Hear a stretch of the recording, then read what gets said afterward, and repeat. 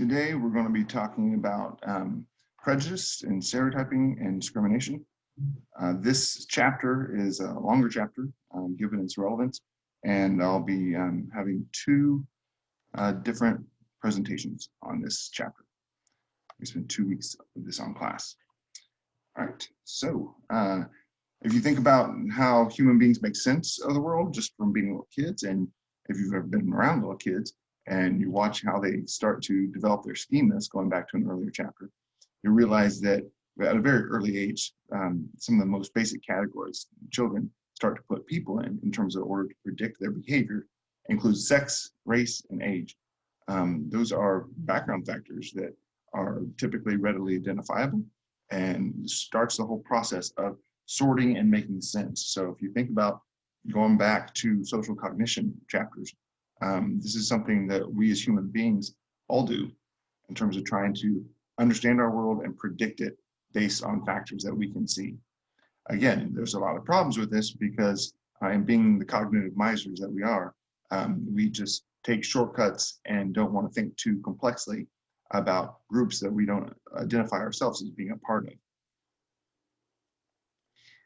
Speaking of, a big chunk of research in this area has really focused on in-groups and out-groups. So the in-group are those who are perceived as being similar to yourself. Because of this typically, people who are perceived that way are treated better. That's called in-group favoritism. Politically conservative people typically do this more.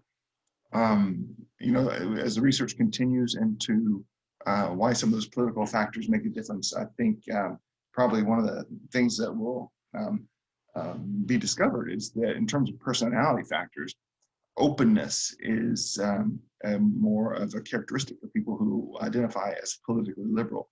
So if you see that more conservatives are being more in-group favorable, it makes some sense. People in the out-group, those are people who are not in your in-group. And a lot of times, there's people in the out-group are seen as all being the same. That's a problem, obviously, because it's not true. But they call it the out-group homogeneity effect. So if you've ever heard the term of homogenized milk or something like that, it's all blended, so it's all the same. And so the idea of homogeneous sameness of the members of the out-group is a mistaken belief that people in the out-group are all more similar to one another. If you look at how we can try to make sense of our own personal identity and the identities of other people, I like this particular model that says that basically there are 3 different stages or levels of one's own individual identity. If you look at it, I like this as a better way of depicting it. At the very center and the core of us that's our own personal just identity. Like for me, Kurt, I inherited genes from my mom and my dad. I mean, that's the individual level. I had a family experience that not even my twin sister or my brother shared. It was unique to me. These are the unique individual level differences that are a part of who I am. But then beyond that, there are group level differences. And this is an area that's important too. Obviously, we just finished a chapter on groups. We can identify ourselves as being members of important groups, whether it's being like male, female, or transgender. Those are different groups. Being Black, white, Latina. Those are Asian, the Filipino, those it gets more complex than that. Gay, straight, fluid, married or not married, your religious preference, also a group level that might be very important to you.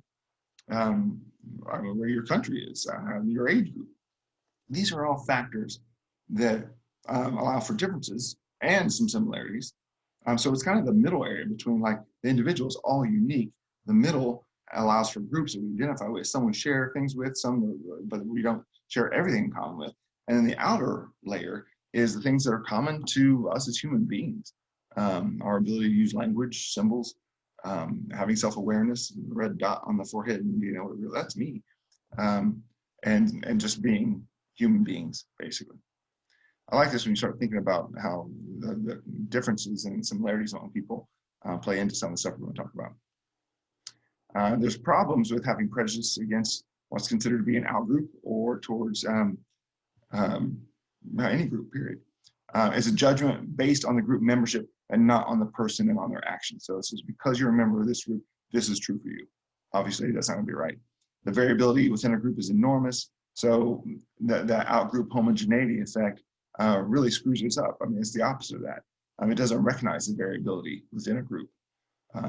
So to think that all white people do this or all black people do this, it's just wrong. It's just not factually accurate. And then, worst of all, the prejudice can lead to discrimination and dehumanizing. So I know I talked about that in terms of the aggression chapter.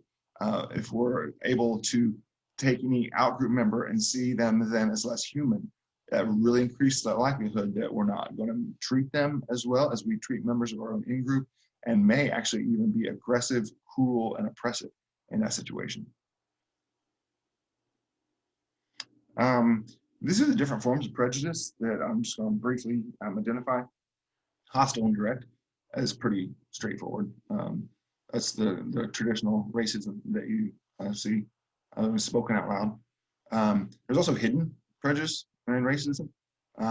White people who carry a lot of this around are typically recognizable by being visibly uncomfortable, but being overly polite or overly nice when in a mixed race company. Another type of prejudice is microaggression. These are the small slights, the small things. And it's, I mean, actually, when you go back to the chapter we had on stress, being a member of a minority group where people make assumptions about you because of your group membership, these little small assumptions, I mean, become a daily question. Like, do I challenge that right now? Is this something I have energy for? Is this something that is going to result in a discussion I don't want to have right now? But those are daily hassles that sort of mount that can really, lead to heart problems and cardiovascular issues. In class, we'll talk about more about microaggressions. Color blindness. That is the idea that color, I don't see color, color doesn't matter to me. The problem with that is that's not true. We do see color, and color has enormous impact in terms of politically, economically, every which way, socially. Research on that is clear. Identifying and saying that I don't see color does not work. Is not helpful. Paternalistic prejudice, that is, if a person sees themselves like, oh, I need to come in and be the savior of this particular minority group. I had a dean when I first started teaching at Lincoln, who was a Black woman who'd been at Lincoln for over 40 years. And basically, she called me into her office and challenged me right away. Basically, she said, do not change your standards from the way you taught classes at MU. And she was pretty harsh about it, but she was trying to get my attention. She's like, don't have this sort of racism that's paternalistic. Don't do that. That's bullshit. We're not going to have that. Because that is a form of racism. Having lower expectations leads to self-fulfilling prophecies, and then having students think that they can't do what they're actually capable of doing. That's a real problem. I'm going to jump down to horizontal or internalized bias, because that's being biased or prejudiced against one's own group. And obviously that happens. But the individual and institutional, so when you talk about institutionalized racism, that is organizations, structures, policies, systems. We're going into every which way. The legal system, the educational system, the medical system in this country is full of institutionalized racism. And that, I mean, I just saw something actually on Facebook the other day. It said that, even if every member of an institution were not racist, you could still have institutionalized racism, because it is those policies and practices of those systems that results in oppression and privileges being given to some and fewer privileges being given to somebody else. So that's an important structural difference. And that's when you look at a lot of the inequities that happen in the US, it's related to institutionalized racism and practices and policies. I'm going to go on a little bit here. In relation to institutionalized prejudice, you have a recent study that was done with preschool teachers. They tell preschool teachers, you're going to watch this video on a computer, and you're going to watch 2-minute video of preschool kids that may or may not include challenging behaviors. And so we have this button here in front of the computer. If you see challenging behaviors, press that button every time you see it. So they played the video. Within the video, there's a classroom with only 4 kids, white and black white, black girl and boy. So you had a white girl and boy and a black girl and boy. And there was a teacher interacting. And in addition to having them press the button, they put specialized glasses on the participants in the study who were watching the computer, and it tracked their eye movements. So there were no actually challenging behaviors being displayed by the kids. But when they watched who the teachers watched, you can guess who they watched. Not only did they watch the black children more, they watched the black boys excessively. And so again, if you get into institutionalized racism and these sort of expectations that you even have in the preschool level for institutionalized teachers, I mean, I know I didn't include the graph that shows that the number of suspensions that even kindergarten black and white kids have. You see enormous discrepancy in terms of the suspensions that black students have. And it's because of this sort of institutionalized racism that results in that. Also results then in the sorts of prison population stats that you see in this graph. That if you look at the blue is the blue bars are all the prison populations, and the green bars are the US population in terms of men. So men obviously are in prison a lot more than women are. But if you look proportionally in terms of like who's in prison versus black, white, and Hispanic, obviously black and black men are going to be in prison by these systems that we have in the US right now. There have been a lot of calls for not only defunding the police, but for basically abolishing the prison system the way it is right now. I think there's a lot of merit to a lot of the arguments that are said now.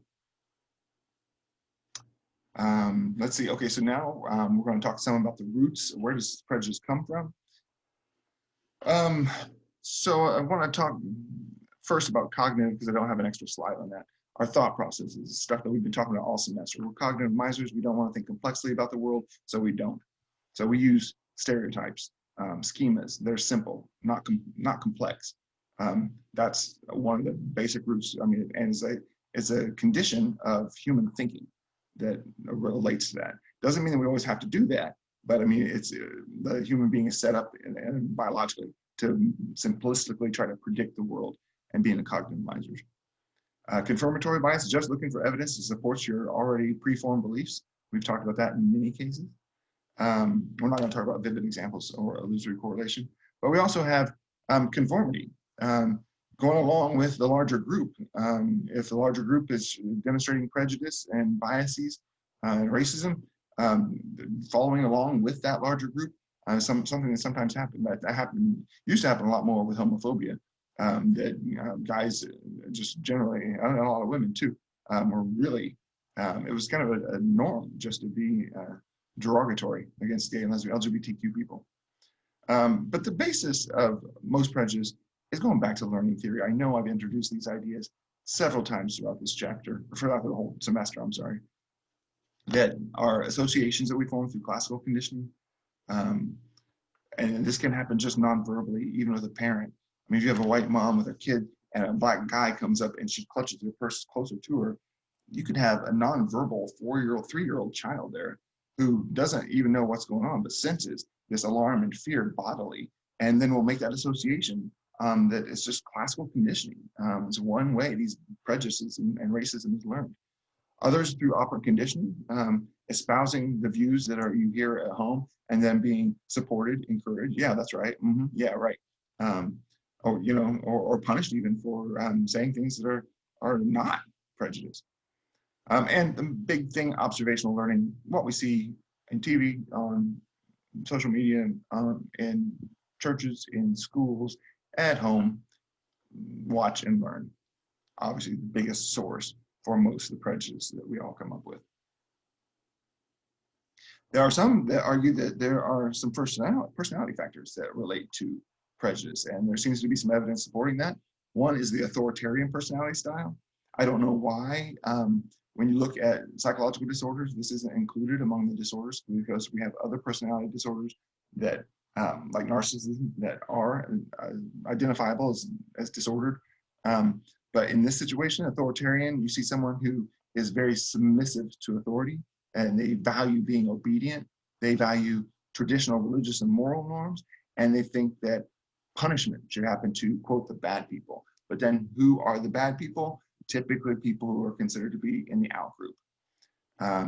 Usually this style of personality is learned from a very harsh, like militaristic type home and family where the priority is law and order. The view instilled in kids is that the world's a dangerous place. And then intolerance, like hate the outgroups, any outgroups, all outgroups, and think simplistically about the world. It's not, yeah, I mean, I honestly think this style should be a disorder. Because, I mean, there's research on it. You can take surveys to identify how much of an authoritarian personality you yourself have. Related, but not the same thing, would be a social dominance orientation. That is a belief that the world is vicious and the strong will and should survive and dominate the weak. People who hold this orientation are prejudiced against those who threaten the current hierarchy the way it is. So basically, if you're white and a guy and you have privilege, you justify that status with the just world belief that good things happen to good people, bad things happen to bad people. I have all the goods, so I must be good. If somebody else doesn't have them, then what are you doing wrong? You must not be working hard enough. You're doing something, so bad things happen to bad people. And the social dominance orientation rests on that. But given the level of institutionalized racism and the practices that result in all sorts of discrimination and oppression, this is not a healthy orientation towards the world. Actually, here's some items from a scale that tries to measure that. Some groups of people are simply not equal to others. Country would be better off if we cared less about how equal all people are. To get ahead in life, it's sometimes necessary to step on others. Okay, so yeah, I just kind of said this. If one group has a lot of privilege, then basically using dehumanization to see people in an out group or those who have less privilege as not deserving it and dehumanizing it, then results in a lot of major problems. I talked a little bit just about conformity already. The next area I want to start talking about is privilege and oppression and the relevance they play. But this is the end of the first half of the video on chapter 12.